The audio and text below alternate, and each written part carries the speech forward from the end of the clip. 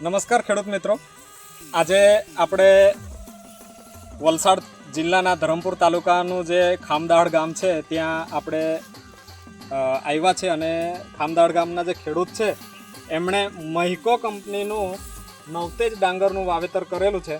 તો સૌપ્રથમ આપણે એમનો મહિકો કંપની વતી હાર્દિક સ્વાગત કરીએ છીએ અને એમનો પરિચય આપણે લઈશું અને ત્યાર પછી જે નવતેજ ડાંગર જે છે એની ખાસિયત શું છે, એમને શું સારું લાગ્યું એનો અભિપ્રાય આપણે એમની પાસેથી લઈશું. નમસ્કાર, તમારું નામ અને ગામ, મોબાઈલ નંબર અમારા ખેડૂત ભાઈઓને જરા તમારો પરિચય આપો. મારું નામ અરવિંદભાઈ ઝુલિયાભાઈ જોગારે, ગામ ખામદાળ, મોબાઈલ નંબર 95 37 33 25 23. ઓકે, તો અરવિંદભાઈ તમે આ કયો ડાંગર વાવેલો છે? નવતેજ. નવતેજ. તો આ વર્ષે પહેલી વખત જ વાવ્યું છે કે પછી આગળ વાવતા હતા? આગળ વાવતા હતા. ઓકે, તો આ વર્ષે કેટલા કિલોનું વાવેતર કર્યું છે તમે? આ વખતે 7 કિલો. 7 કિલોનું.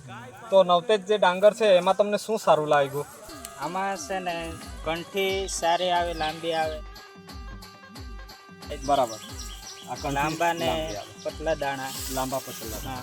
ઓકે, અને એમાં ફૂટ, હાઈટ વગેરે તમારા હિસાબે હાઈટ કેવી છે? એકદમ માપની હોય બરાબર. ને પડવાનો ભાવ ઓછો રહે. બરાબર છે. તો ખેડૂત ભાઈઓ, નવતેજ જે ડાંગર છે એની એમને જે એની ખાસિયત જે છે એમને પસંદ છે કે ભાઈ એની કંઠી જે છે લાંબી આવે છે અને એનો દાણો લાંબો પાતળો છે, એમાં ફૂટ પણ સારી છે અને મેન કે એની હાઈટ માપની છે એટલે પડવાનો કોઈ એ રહેતું નથી, એટલે પડતું નથી. તો ખેડૂત ભાઈઓ તમે જોઈ શકો છો, આ એની કંઠી છે.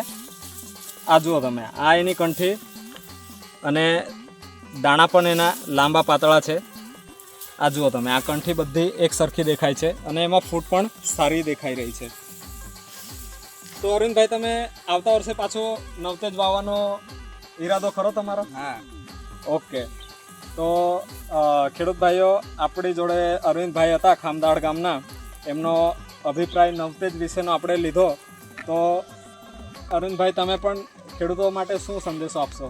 તો એટલું જ કેમ કે દાણા સારા આવે, કંઠી લાંબી આવે તો આપણે એને વાવીએ તો ઉત્પાદન સારું મળે. ઓકે, તો ખેડૂત ભાઈઓ, અરવિંદભાઈનું પણ એ જ કહેવું છે કે બીજા ખેડૂતો પણ આ નવતેજ જે ડાંગર છે એ આવતી સાલમાં વાવે અને સારું ઉત્પાદન લે. ધન્યવાદ.